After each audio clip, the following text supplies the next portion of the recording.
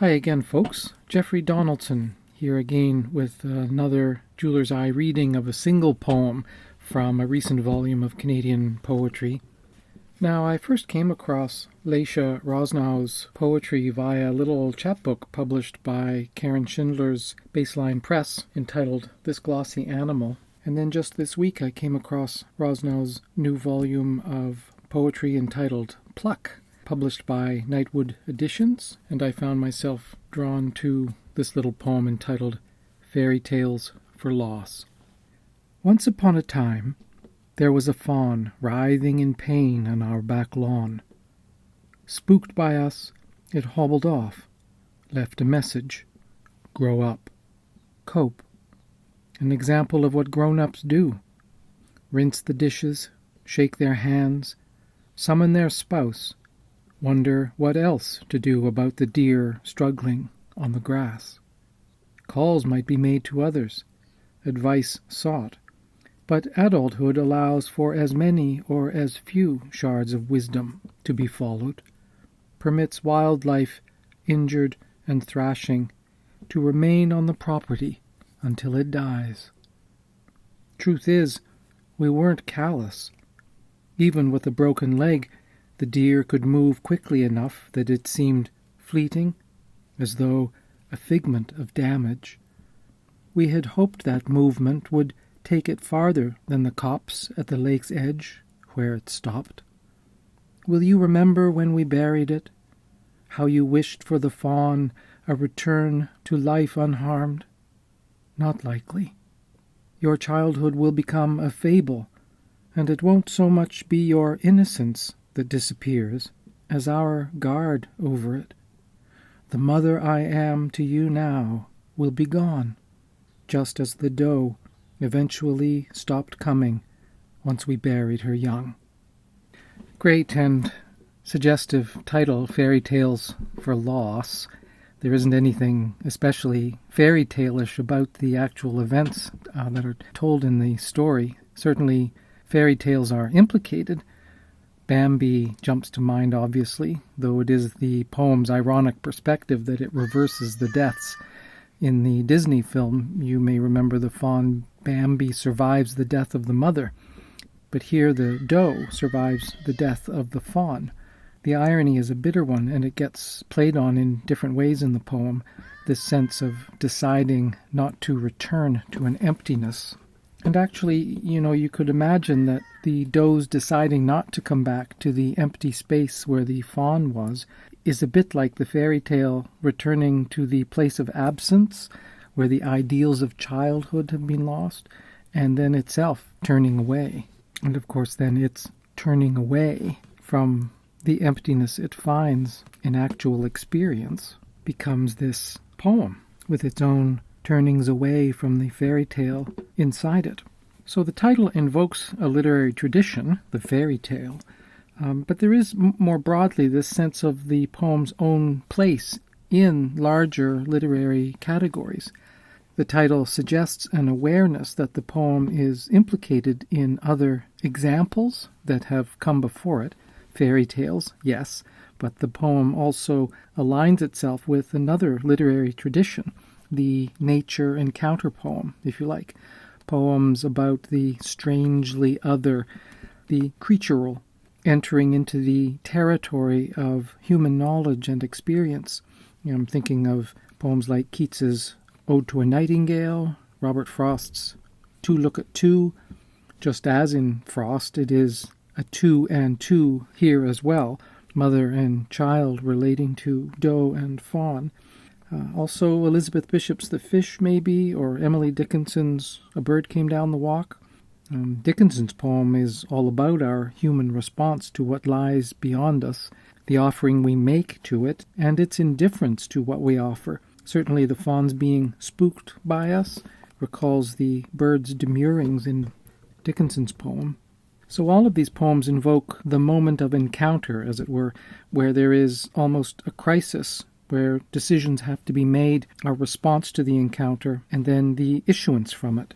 We'll come back to the response and what comes of it shortly, but let's work out the parts of the encounter first a little more carefully. Straight off, Yes, the title gives us one of the central binaries. On the one hand, innocent fiction, fairy tale, stories about fawns and does. And on the other hand, adult experience, loss, the letting go of innocence. Fairy tales for loss? Is there something happening in the preposition for here? For in the sense of fairy tales as an antidote to loss, as when you would say pills for a headache, but also fairy tales as added to loss. These are fairy tales that are given over to loss, as when you would say support for a project. And that, in a sense, is what comes to question in the poem. That is, how it draws out or draws forward the experience of loss that it would redress. So the preposition becomes an axis for the poem's own ambivalence, both an antidote to loss and a presentation of it. One way or the other, it is notably not fairy tales of loss, though that is exactly what the first line gives us. This is a story about pain and loss, a poem about responses to experience, how experience is communicated in certain contexts, particularly in relation to innocence and the innocent child. So with that in mind, that is, with the question of response in mind, let's take a look at the overall structure. The poem is made up of a kind of dialectic between witness and response, a thing seen, and then the question of how to act in relation to what is seen. So just quickly, we get in the first tercet the witness of pain itself in the appearing fawn, and then over the 4 tercets that follow, the mother's hanging fire, in a sense, wondering how to respond, imagining a response, and so on. And then 2 tercets returning us to the fawn's injury and movement, which movement stops, as we'll see, and that stopping will prove important. But then finally back to a response, the burial for the final 3 tercets, and we'll go through these. And so you can see how this makes a kind of A-B structure, witness, response, and that A-B structure could be seen as mirroring the pairings of the poem's characters as well. So see if I can do it. To look at 2. But okay, so now more closely. The first stanza gives us the plain facts, a writhing in pain, a hobbling off, and a message left behind, a meaning. But the first line of this tercet gives us the dominant binary that we find in the poem, same binary as we find in the title. Once upon a time, there was a fawn writhing. This leap from the innocence of the familiar first line of traditional fairy tales, once upon a time, to the then grim facts of experience. So there's a division in the first line, and this division mirrors the distance, if you like, between the fawn itself and its observers. It is as though the fairy tale sensibility, spooked by the grim facts of experience, hobbles away from view and eventually disappears. And what is left? Well, the actual experience, and that actual experience leaves a message, the message being grow up, cope. And so this is our link from witness or experience to response. So now we have a kind of threefold structure: the innocent perspective, then the perspective of experience, and then our response to that experience. The poem emphasizes this idea of the message. That is, something happens in experience, and the meaning of what happens is contained in our response to it. What we take from it, we have to grow up, cope. And this is then linked to the example of what the grown-ups actually do in response to what they have seen. So we get then in tercets 2 to 5, the mother's response. We have a wondering how to respond, a call, advice is requested, and allowances are made for processes of nature to play themselves out on one's own property, so to speak. So these tercets are dominated by a sense of delay, a suspension of action, a wondering what to do. Calls might be made to others, advice is sought, and so on. And finally, a passive allowance. This question of the human territory on one's own property is very characteristic of such encounter poems. This animal has entered a human space, our property, and in this case we're thinking that all we can do is allow it to be there. So the response is conspicuously passive in this sense. And the question is begged, well, what kind of response is that? And how is it the right response? It seems natural that the poem would then stand in judgment upon itself in these terms, and it does so in these two words, wisdom and truth. So yes, truth is, we weren't callous. There is this desire to make something helpful or useful out of experience. Well, what is this wisdom going to be in the poem? Is it going to be just this passive allowance that we make? The moment implicates a movement towards wisdom, but leaves open for now the sense of what this wisdom, if anything, might be. Instead, for now, we get this sense that adulthood is essentially helpless in its accruing of wise responses, as many or as few shards of wisdom, and so on. Is the shards cutting against the wound of the fawn itself? In a sense, it comes very near to the injured and thrashing wildlife. We think of shards in English as almost exclusively of broken glass. So, those waters now tested, we move out of response and back to the injury itself for two tercets. The broken leg again, the fawn's moving off again, fleeting this time, a figment of damage. These, in a sense, mirror the instances in the first stanza. The broken leg matches with writhing in pain, and the deer could move quickly enough matches with hobbled off in the first tercet. Perhaps even the figment of damage aligning with the message left behind, that is, something more intangible. It was interesting for me to look up the word fleeting for the first time. The word is cognate with our verb float, to move along a surface. To be fleeting is to coast along, to glide away as upon a stream. And you can see how the lightness of the fawn's movement seems to weigh against the damage of the injury itself.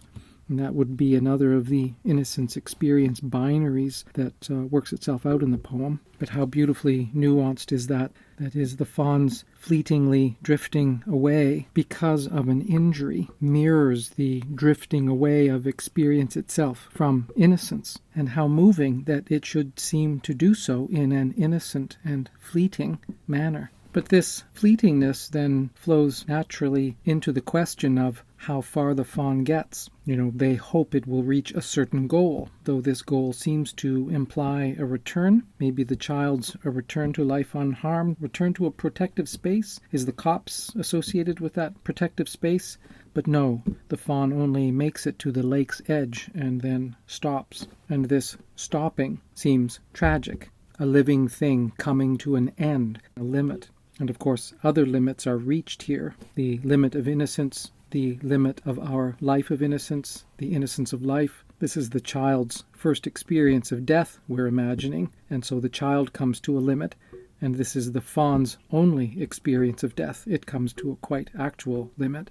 So these comings to a limit up the ante of witness in the poem. This witnessing will cry out for an even greater response than the original witness of the fawn's injury itself in the first tercet. And a greater response will require greater subtlety. And so it seems no accident that the response here forks in two directions. We have on the one hand the response to the death of the fawn, a burial. Will you remember when we buried it? And this is our sudden news that the fawn has died, and it's very unsentimental, just the putting of it away after its having stopped, this very grim, sad reality.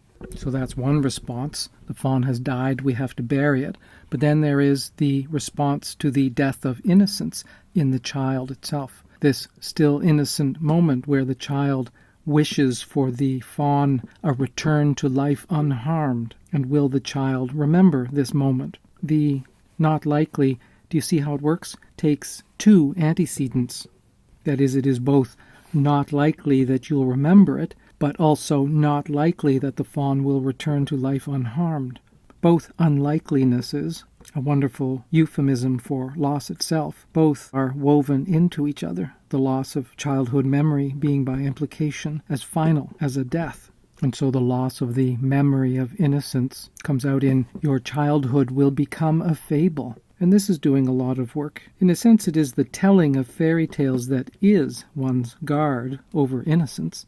Now, of course, the poem isn't a fairy tale. It's a poem and doesn't so much have to keep watch over innocence as be about the difficulty of managing the transition away from innocence, away from the guarding fable or fiction. The poem, unlike the fairy tale, can tell the truth. Truth is. So that gives us a further binary. As fiction, the poem participates in kinds of response to experience and represents the transition between fairy tale responses and grown-up responses that have more to do with the loss of innocence. So the poem is about a death, a fading away, but it is also itself a letting go, an allowance made for how things go from us. And that's a larger issue. So far as response is concerned, the whole hanging fire, the whole delay of the mother in responding in the early tercets becomes a kind of metaphor for the response of poetry itself. The poem becomes not an active rescuing or a redemption, as neither was the mother's response, but instead the finding of a way to let be what is, one of the harder lessons that we learn in life. And here the poem exemplifies it in its own procedures, letting the experience finally speak for itself. And then finally resolving all of these binaries into the very moving last lines of the poem. The mother I am to you now will be gone, just as the doe eventually stopped coming once we buried her young. So we're thinking that this is a recent event, the mother I am to you now. You know, the child is still a child, going through its first experience of death and burial and so on. But the mother foresees in the story of loss that is in front of them, and in the other disappearance of the doe from the scene in response to that loss, she sees her own vanishing from the child's world, whose own innocence will be buried. That is, again, just as the doe no longer returns to the scene where her fawn was lost, so the mother foresees her going from the picture. And so if you join all the dots, you get a kind of reverse tragedy. It is as though the mother was burying her own child. The burying of the fawn becomes the mother's laying to rest her own child as a child. And it is as though the poem were making itself do that, you see, putting itself through these paces. This is the only power that the mother and the poem can have, not to keep loss from happening, either to itself or the child, the fawn or the doe, but permit to happen on its own property, quote unquote, that is, on the property of the poem's territory, permit to happen what must happen, not to change experience, but to change itself in relation to experience. The passivity in relation to the experience then becomes a kind of active response in the domain of the poem.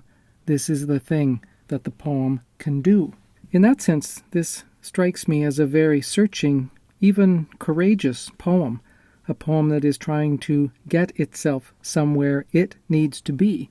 It is poem as process, poem that in its apparent passivity can accomplish this making room for the losses that lie ahead by imagining them and putting them in their metaphoric place. And who, as a parent or a maker of poems, could do any better than that? And so our thanks to Laisha Rosnau for her poem Fairy Tales for Loss, published in Pluck, Nightwood Editions, 2014.